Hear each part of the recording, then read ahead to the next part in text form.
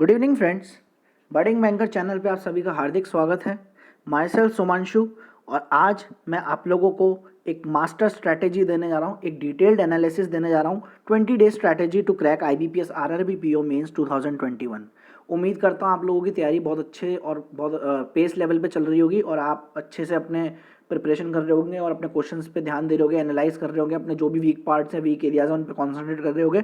तो फिर भी मैं एक एनालिसिस वीडियो बना रहा हूँ, एक आपके लिए डिटेल स्ट्रैटेजी वीडियो बना रहा हूँ, क्योंकि बहुत सारे लोगों को होता है कि भाई मेंस में कैसे कैसे क्या क्या चीज़ कवर करें, किन टॉपिक्स पे ध्यान दें, किन को छोड़ें या किन को नहीं छोड़ें, या पूरा कवर करें या कैसे कवर करें। तो उसमें मैं पूरी डिटेल लेवल पे बात करने वाला हूँ। ठीक है, तो 25 सितंबर को इसका मेंस होने जा रहा है, जैसा कि आप लोगों को मालूम है। तो एक है ना, एक बेसिक ओवरव्यू के तौर पर ही मैं आपको कहूँगा इस वीडियो को ज़रूर से देख लें, ताकि आपको एक आइडिया लग जाए कि किस दिशा में आपको जाना चाहिए और किस तरह से आपको अपनी स्ट्रैटेजी बना के आपको पढ़ना चाहिए। ठीक है, तो देरी किस बात की, आइए चले शुरू करते हैं।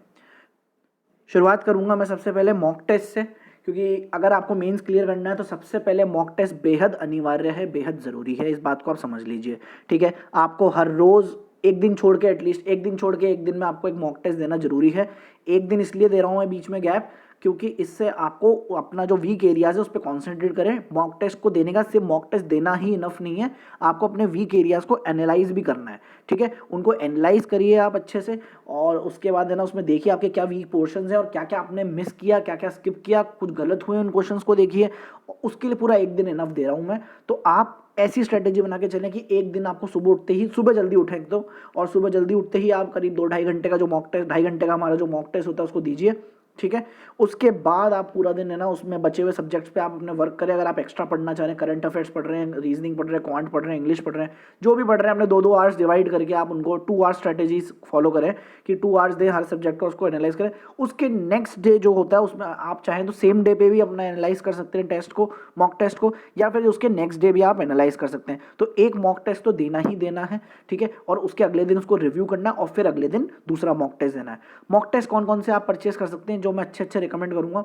एक तो मैं करूंगा स्मार्ट जोन टेस्ट कीड़ा, स्मार्ट कीड़ा टेस्ट जोन मॉक टेस्ट। ठीक है, एक आप ये अच्छा हाईली रिकमेंडेड है, अच्छी क्वालिटी के मॉक टेस्ट, इसके क्वेश्चंस का लेवल भी बहुत अच्छा है, ताकि इनका बस ये है कि थोड़ा लेवल अच्छा है तो आप जब मेन एग्जाम देने आएंगे तो उसका लेवल थोड़ा कम लगेगा, तो आपको एक अच्छा ब्रीफली आइडिया हो जाएगा और आपको क्वेश्चन को अटेम्प्ट करने की हिम्मत आएगी। बस इसीलिए मैं टेस्ट जोन स्मार्ट कीड़ा को मैं आपको सजेस्ट करूंगा सबसे पहले।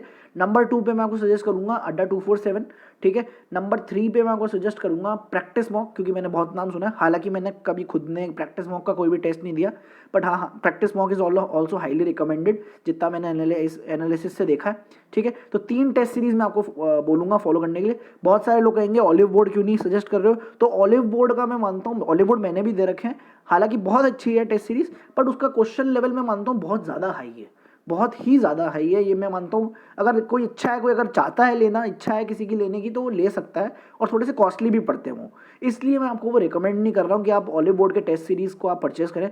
स्मार्ट जोन टेस्ट कीड़ा को आप, टेस्ट जोन स्मार्ट कीड़ा को आप खरीदेंगे तो बहुत ज़्यादा फायदा होगा आपको इससे, और इकोनॉमिकल भी है, क्योंकि एक तो, और है ना आपको शायद से 999 में आपको पूरा साल का सब्सक्रिप्शन मिल जाता है, तो बहुत अच्छी है वो, मतलब मेरे हिसाब से आप अच्छे से मतलब उसके अंदर प्रिपेयर कर सकते हैं। पूरे साल तक के आपके मॉक टेस्ट मिल जाएंगे, वो प्री हो चाहे मेंस हो, चाहे एक एग्जाम हो चाहे 10 एग्जाम हो, हर एक के आपको प्री मेंस मिल जाएंगे इकट्ठे, तो इकोनॉमिकल पड़ जाता है काफ़ी ज़्यादा। एंड सेम वेज अड्डा 247 भी काफ़ी इकोनॉमिकल प्राइस में आपको मिल जाता है। तो ये दो टेस्ट सीरीज तो हाईली रिकमेंडेड है। थर्ड नंबर में मैं प्रैक्टिस मॉक कहूँगा, और अगर आपको लगता है फिर भी इनके अलावा कोई और देखना चाहें तो आप एक डेमो फ्री टेस्ट दे सकते हैं ऑलिव बोर्ड का, आप देखिए, अगर आपको लगता है तो आप ज़रूर से उसको परचेस करें। ठीक है, तो ये 4 टेस्ट सीरीज ओवरऑल मैं आपको सजेस्ट करूंगा, जिसमें से आप कोई सा भी चूज कर सकते हैं। अगर आपके मन में, अगर आपने कोई और दूसरा ले रखा है, जैसे कि टेक्स्ट बुक ले रखा है, या कोई दूसरा XYZ ग्रेड अप ले रखा है, कोई भी ले रखा है आपने, ठीक है, तो आप उससे भी कंटिन्यू करें, बट मैं इन 4 को जरूर से सजेस्ट करूंगा, इन 4 में से ही कोई परचेस करें। ठीक है, मॉक टेस्ट की ये बात हुई।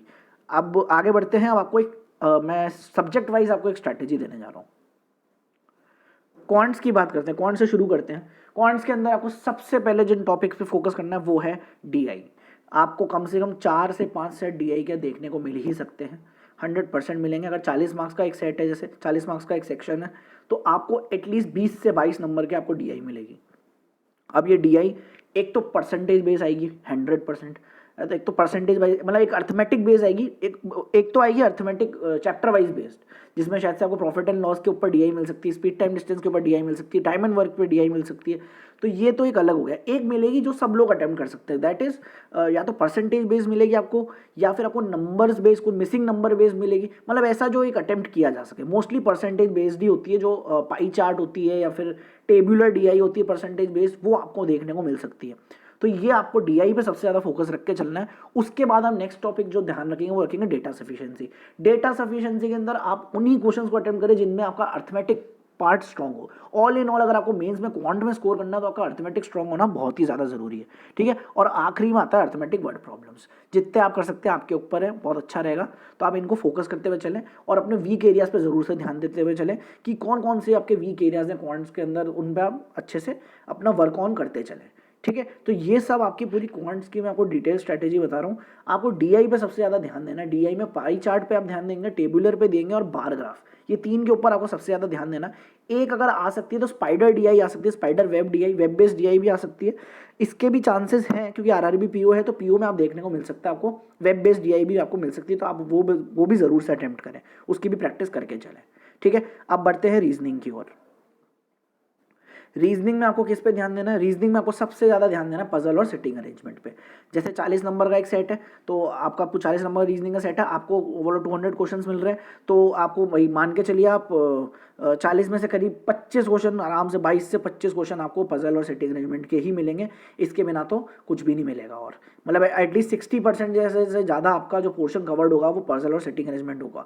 उसमें मैंने कुछ कुछ आपको स्पेशली मार्क करके बताइए। दैट इज सर्कुलर पजल पे ध्यान देना, आपको फ्लोर बेस्ड पजल पे ध्यान देना, फ्लोर या flat based puzzle, circum square based puzzle. ये आपको टेस्ट सीरीज में जरूर देखने को मिलेगी। अगर आपने टेस्ट जोन का मॉक टेस्ट अगर आप लोगों ने खरीदा नहीं तो उसको खरीदो, उसमें आपको जरूर मिलेगी। सर्कम स्क्वायर बेस्ड मतलब क्या होता है, स्क्वायर के अंदर एक स्क्वायर मिलेगा और 4 जने अंदर वाले स्क्वायर में बैठे होंगे, 4 जने बाहर वाले स्क्वायर में बैठे होंगे, टोटल 8 जनों की पजल मिलेगी आपको। या फिर डिपेंड अपॉन हर एक एंड पे भी बैठा और मिडिल पे भी बैठा, तो वो बढ़कर 4 और 4 12 के हिसाब से हो जाएंगे। 8 और 4 12 या 14 जितने भी जने होंगे उस हिसाब से आपको वो मिल जाएंगे करने के लिए, ठीक है। तो ये सर्कम स्क्वायर बेस्ड पजल मिल जाएगी, टेबल सर्कुलर मिलेगी, ठीक है, टेबल और फ्लोर बेस्ड, फ्लैट बेस्ड, ये सब मिलेगी। अब फ्लोर बेस्ड में भी सिंपल एक वेरिएबल नहीं मिलेगा, एटलीस्ट 2 वेरिएबल मिलेंगे, 2 से 3 वेरिएबल देखने तक मिलेंगे, उनकी अच्छे से प्रैक्टिस करके जाना आप लोग, ठीक है। और फिर उसके बाद डायरेक्शन एंड डिस्टेंस पे ध्यान देना। डायरेक्शन डिस्टेंस 100% आएगा, कोडेड आएगा ये, ठीक है। इनपुट आउटपुट डेफिनेटली आएगा, इनपुट आउटपुट 100% देखने को मिलेगा आपको। इनपुट आउटपुट अच्छे लेवल के प्रैक्टिस करके जाएं जरूर से। मिसलीनियस, अब मिसलीनियस में मैं क्या क्या कवर कराऊंगा आपको। मिसलीनियस पे क्या ध्यान देना आपको, तो ब्लड रिलेशन पे ध्यान देना, ठीक है। ब्लड रिलेशन में इनइक्वालिटीज आपको देखने को मिल सकती है कोडेड फॉर्म में अगर आई तो, अदरवाइज स्लॉग्स आएंगे, स्लॉग्स 100% देखने को मिल सकता है आपको, एंड दैट टू रॉन्ग स्लॉग्स, मतलब आपको रिवर्स स्लॉग्स भी मिल सकते हैं। आपको कंक्लूजन दे देंगे, आपसे स्टेटमेंट बनवाएंगे, या फिर आपसे पूछेंगे विच of the following does not logically follows, आपसे रॉन्ग वाले स्लॉग्स पूछे जा सकते हैं। एंड दैट टू आपको मिलेंगे ओनली अ फ्यू वाले, 100% देखने को मिल सकते हैं 3 से 4 स्टेटमेंट के। मिसलिनियस के अंदर ये सारा कवर हो गया। और कोई भी एक आधा word based problem, word formation, और आपको है ना अल्फा न्यूमेरिक भी मिल सकता है 2 से 3 नंबर का, ये सब आपको देखने, मतलब जितने भी मिसलिनियस टॉपिक्स हैं हम इन पे ध्यान दें। स्टेटमेंट आर्ग्यूमेंट अजम्पशंस ये भी मिल सकते हैं, पर मैं इनको बोलूंगा statement argument assumption cause and effect अगर आपसे अटेम्प्ट होते हो तो ही आप करें, वरना इन मेजॉरिटी इन टॉपिक्स पे अगर आप ध्यान दे देंगे तो आपका बहुत हद तक कवर अप हो जाएगा। Statement argument assumptions, cause and effect, ये सब पे अगर आप दिमाग अगर लगा पाएं तो ही लगाएं। अगर आपका इंग्लिश स्ट्रांग है, मैं कहूँगा अगर आपका इंग्लिश स्ट्रांग है तो आप जाके इन क्वेश्चंस को अटेम्प्ट करें, अदरवाइज मैं कहूँगा स्किप करने में ज़्यादा दिमाग लगाना। और वो भी अगर आपको अटेम्प्ट करने की मजबूरी आनी पड़ी तो आप कॉज एंड इफेक्ट या फिर स्टेटमेंट एंड अजर्शन के क्वेश्चन अटेम्प्ट करना। आर्ग्यूमेंट अजम्पशन के कर सकते हैं आप, स्टेटमेंट कंक्लूजन अटेम्प्ट मत करना। स्टेटमेंट कंक्लूजन अटेम्प्ट करने की गलती मत करना, क्योंकि आपके हिसाब से जो कंक्लूजन हो सकता है वो एग्जामिनर के हिसाब से नहीं हो, वहाँ पे बहुत बड़ी गलती आ सकती है, ठीक है। तो आप कॉज एंड इफेक्ट पे क्वेश्चन अटेम्प्ट कर सकते हैं, अजर्शन रीजन पे ध्यान दे सकते हैं आप, और उसके अलावा आप स्टेटमेंट कंक्लूजन नहीं, स्टेटमेंट अजम्पशन पे ध्यान दें, अजम्पशन पे ध्यान देंगे ज़्यादा। तो ये टॉपिक है और आपको स्टेटमेंट कंक्लूजन नहीं अटेम्प्ट करने, ठीक है, जिसमें बोलता है ना which of the following is a possible reason, possible conclusion, ये वाले नहीं करना है। इनमें से कौन सा जो स्टेटमेंट है, कौन सा कथन है, वो आपको है ना उसका भैया आपको वो करेगा, क्या बोलते हैं, उस पर पावर दे रहा है, उसको जोर दे रहा है और उसको स्ट्रॉन्ग कर रहा है, स्ट्रॉन्ग आर्ग्यूमेंट, वीक आर्ग्यूमेंट, ठीक है। तो ये सब चीज़ों पर आपको भी थोड़ा कम ध्यान लगाना, और cause and effect, assertion, reason और अजम्पशन, इस पे ज़्यादा ध्यान देना, ठीक है, अगर आपको अटेम्प्ट ही करना है तो। ब्लड रिलेशन पे ध्यान देंगे, स्लॉग्स पे ध्यान देंगे आप बिल्कुल, और कोडेड इनइक्वालिटीज़ पे ध्यान देंगे, और word formation, alpha numeric coded वाले, इन पे ध्यान देंगे, लेटर सिंबल वाले वो आ सकते हैं 100%, 2 से 3 मार्क्स के, ठीक है, तो उन पे ध्यान देंगे। ये आ गए सारे मिसलिनियस के अंदर, और मेजॉरिटी टॉपिक्स आपके ये रहने वाले हैं, ठीक है, तो इन चीज़ों पे ध्यान देंगे। रैंकिंग ऑर्डर शायद आ जाए तो आ जाए, वरना मुश्किल है आना, ऑर्डर रैंकिंग के क्वेश्चन आना बहुत मुश्किल है, ठीक है, तो ये रीजनिंग का हुआ। अब बढ़ते हैं अपन इंग्लिश की ओर। इंग्लिश की बात करें भैया, सबसे पहले मैंने लिख रखा है इसके अंदर मैच द कॉलम। आपको कॉलम 1 कॉलम 2 होगा, कॉलम 1 से कॉलम 2 मैच करना होगा, ए और एफ, बी और जी, कौन सा पेयर मैच कर रहा है जो एक मीनिंगफुल सेंटेंस फ्रेम कर रहा है, सेंटेंस फ्रेमिंग बेसिकली, ठीक है। आपको एक इनकम्प्लीट सेंटेंस भी दिया जा सकता है, उससे आपको आगे जाके पूरा सेंटेंस फ्रेम करने को मिल जाए कि कौन सा इसमें से सेंटेंस कनेक्टर बन रहा है, सेंटेंस कनेक्टर देखने को मिल सकता है आपको, सेंटेंस फॉर्मेशन मिल सकता है, मैच द कॉलम मिल सकता है, ये किसी भी प्रकार से घूम कर आ सकता है। बेसिकली आपको सेंटेंस फॉर्म करवाया जा सकता है, ठीक है। सेंटेंस रीअरेंजमेंट 100% देखने को मिलेगा। इसके अंदर क्या होगा, आप थोड़ा हाई लेवल मिलेगा, या तो आपको कोई 3rd या 4th नंबर का सेंटेंस आपको बोल देंगे जमा हुआ है, और बचे हुए 5 आपको जमाने होंगे। उसके अलावा और अगर हार्ड कर दिया जाए, जो IBPS PO में देखने को मिलता है, शायद से RRB में भी मिल भी सकता है, मुझे पूरी गारंटी है, क्योंकि इस बार का शायद से लेवल बढ़ा दिया गया हो, क्योंकि नेक्स्ट ईयर मोस्ट प्रोबेबली जैसे कहा जा रहा है CET आ रहा है, तो शायद इसको मद्देनजर रखते हुए शायद से पेपर टफ कर दिया जाए। तो सेंटेंस रीअरेंजमेंट आपको क्या करा जाएगा भैया, एक सेंटेंस जमा दिया जाएगा और एक सेंटेंस आपको आउट ऑफ द कंटेक्स्ट दिया जाएगा। आपको बोला जाएगा कि उस आउट ऑफ द कंटेक्स्ट जो ऑड वन आउट है सेंटेंस, उसको हटाइए और बचे हुए 5 या जो 6 सेंटेंसेस बचे उनको रीअरेंज करें, जिसमें से 3rd वाला सेंटेंस जमा हुआ या 4th वाला सेंटेंस जमा हुआ है। इस प्रकार से आपको सेंटेंस रीअरेंजमेंट देखने को मिलेगा। ये सारे आपको जितने मैं बता रहा हूँ, ये सब आपको टेस्ट वन स्मार्ट कीड़ा के टेस्ट सीरीज में देखने को मिलेंगे क्वेश्चंस। आप जरूर से परचेज करिए, उसको देखिए। अगर वो नहीं परचेज कर सकते या कोई दूसरा परचेज करना चाहता तो अड्डा 247 या प्रैक्टिस मॉक, 3 के अलावा तो मैं कहूँगा ही नहीं कोई किसी चौथी टेस्ट सीरीज में जाना है। और लास्ट एकदम हॉलीवुड, मैं हॉलीवुड को लास्ट पर कहूँगी क्योंकि उसका लेवल बहुत टफ हो जाता है, तो इंसान डिमोटिवेट हो जाता है उसके क्वेश्चन करके, प्रैक्टिस मॉक और हॉलीवुड पर्टिकुलरली। तो इसलिए मैं कहूँगा टेस्ट जोन स्मार्ट कीड़ा या बैंकर्स अड्डा का अड्डा 247 का आप लेंगे तो बहुत बढ़िया रहेगा। तो इसमें आपको ये टाइप के क्वेश्चन, नाना प्रकार के आपको क्वेश्चन देखने को मिल जाएंगे। फिर मिलेगा आपको डबल फिलर्स आने के बहुत अच्छे चांसेस हैं, ठीक है। डबल फिलर्स के अंदर आपको सिनोनिम्स एंटोनिम्स भी डाल के दे सकते हैं। कहेंगे कि ये जो ब्लैंक्स हैं इसमें जो आपको 2 वर्ड्स फिल करने हैं वो that can be either synonyms और आइदर एंटोनिम्स, ठीक है, या फिर सिनोनिम एंटोनिम का पेयर कुछ भी हो सकता है, तो आपको वो भरने। डबल फिलर्स ऐसे भी आ सकते हैं। क्लोज टेस्ट देखने को मिल सकता है। क्लोज टेस्ट के अंदर आपको वर्ड बोल्ड में मार्क करके दिया होगा, आपको बोलेंगे या तो यही वर्ड आएगा या फिर रिप्लेस करना है उसको, ठीक है। वो ऑप्शंस गिवन होंगे, लास्ट में गिवन होगा नो करेक्शन रिक्वायर्ड। 100% देखने को मिलेगा आपको। सिनोनिम्स एंटोनिम्स के क्वेश्चन आ ही जाएंगे, जैसे मैंने आपको बताया किस प्रकार से आ सकते हैं। आरसी पे आते हैं लास्ट, क्योंकि आरसी वैसे सबसे ज़्यादा वेटेज कैरी करेगा इंग्लिश में। करीब 2 से 3 आरसी देखने को मिलेंगे आपको, ठीक है। करीब मैं मानता हूँ 20 नंबर के करीब आपको आरसी देखने को मिलेंगे।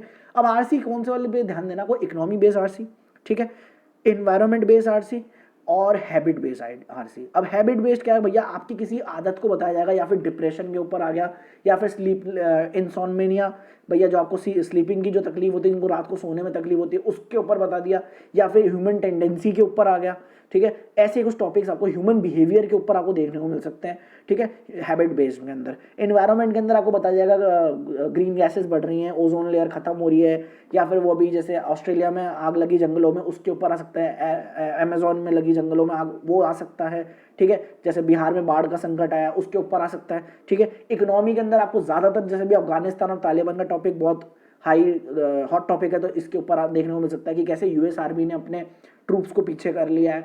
या फिर इकोनॉमी के अंदर जैसे इंडिया का भी फर्स्ट क्वार्टर के अंदर 20.6% की GDP रही है, तो उसके ऊपर GDP बेस्ड आ जाएगा कि इंडिया टॉप में चल रही है, या फिर लीडरशिप के ऊपर आ जाएगा कि कौन से कंट्री का लीडर टॉप पे चल रहे हैं, या फिर ऐसा कुछ US India relations, US China, ऐसे ईरान चाइना, ऐसे कुछ भी मिल सकता है। Country based, economy based type के आपको आरसी देखने को मिल सकते हैं। 3 से 4 एटलीस्ट 3 तो मान के चलो आप, 20 नंबर तो कहीं नहीं गए, 20 नंबर आरसी के कवर होंगे, ठीक है। तो ये पूरी इंग्लिश की आपको मैंने स्ट्रैटेजी बता दी डिटेल, ठीक है। अगर आपको एफर्ट्स पसंद आ रहा है, आपको स्ट्रैटेजी पसंद आ रही है, तो ज़रूर से इस वीडियो को लाइक करो और ज़्यादा से ज़्यादा लोगों तक शेयर करो, ताकि सब तक ये स्ट्रैटेजी पहुंच जाए, और जो उनकी अच्छी मेहनत चल रही है उसमें थोड़ा सा एक ऐड ऑन हो जाए। मैं चाहता हूँ कि सब तक ये पहुंचा जाए कि भैया मैं चाहता हूँ एक सबके एक बूस्ट मिलना चाहिए, कि उनकी प्रिपरेशन में जो एक ऐड ऑन हो जाए इस स्ट्रैटेजी के माध्यम से। तो बस यही इसका वीडियो बनाने का मेरा महत्व है। लास्ट आते हैं बिल्कुल जनरल अवेयरनेस पे। जनरल अवेयरनेस मैंने सिर्फ एक लाइन लिखी है, कवर एटलीस्ट 4 to 5 months ही है। मतलब भैया 4 से 5 महीने का करंट अफेयर, आपको करंट अफेयर बिल्कुल कवर करना है। इसके अंदर आपको भाई क्या क्या कवर करना है, ज़्यादातर आप लोग है ना अपॉइंटमेंट्स पे ध्यान देंगे, आप लोग national park world life sanctuaries पे ध्यान देंगे, आप लोग कैपिटल करेंसीज पे ध्यान देंगे, बैंकिंग के जो भी नॉर्म्स आए, बैंकिंग की जो भी जीके आई है रिसेंट में उस पर ध्यान देंगे, ठीक है। लोन अमाउंट्स पे ध्यान देंगे, किसका कौन सा एम्बेसडर बना है, कौन सीएम बने, गवर्नर्स बने, कॉन्स्टिट्यूएंसीज, कैबिनेट मिनिस्टर्स और जो भी चेयरमैन, एमडीज, अपॉइंटमेंट्स जो भी हैं, ये सब चीज़ें, इन चीज़ों पे ध्यान देना। 4 से 5 महीने का आपको मैं अगर सोर्सेज बताऊं वो कवर करने के लिए, अड्डा 247 की जो डेली जीके आती है सुबह 8 बजे, आशीष सर की, वो बहुत अच्छी लगती है मेरे को, आप उसको फॉलो कर सकते हैं, हाईली रिकमेंडेड है वो मेरी तरफ से।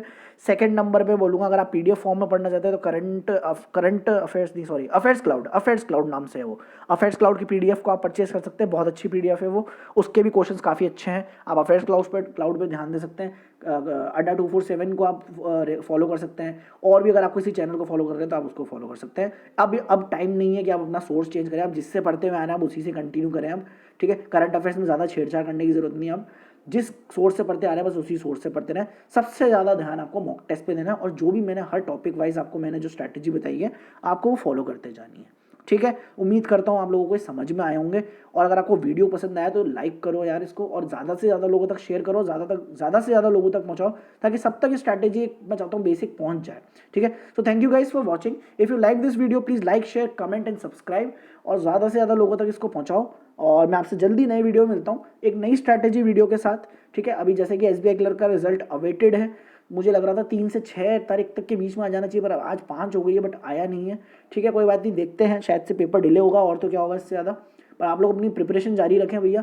अगर आप as a SBI clerk aspirant या आरआरबी क्लर्क एस्पिरेंट भी देख रहे हैं इस वीडियो को, तो आपके लिए भी सेम स्ट्रैटेजी फॉलो होती है, आप भी फॉलो कर सकते हैं बिल्कुल, इसमें कोई दोहराया नहीं है कि आप इस स्ट्रैटेजी को फॉलो नहीं कर सकते, आप बिल्कुल फॉलो कर सकते हैं। This is omnipresent strategy, हर जगह लग सकती है, हर जगह लागू हो सकती है, ठीक है। So thank you guys for watching, and I will meet you in my next video. Thanks guys.